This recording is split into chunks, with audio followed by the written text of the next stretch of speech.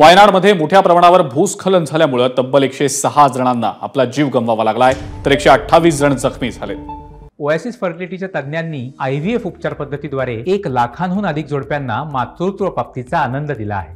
मोफत appointment book करण्यासाठी आजच संपर्क साधा। आणखी काही रहिवासी या ढिगाऱ्याखाली अडकल्याची भीती व्यक्त होतीये। वायनाडमध्ये सध्या बचाव कार्य युद्धपातळीवर सुरू आहे। लष्कर आणि वायुदलाची देखील मदत घेतली जाते। गेल्या 2 ते 3 दिवसांपासून केरळच्या कासारगौड, कन्नौर, वायनाड, मलप्पुरम, कोळिकोड आणि थ्रिशूर या जिल्ह्यांमध्ये आभाळ फाटल्यासारखा पाऊस पडतोय। त्यामुळे माती भुसभुशीत झाली आणि ज्यामुळे हे मोठ्या प्रमाणावरचं भूस्खलन झालं।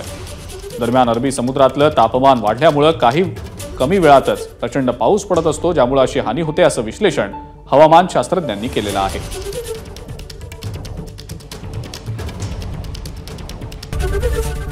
एबीपी माझा, उघडा डोळे बघा नीट।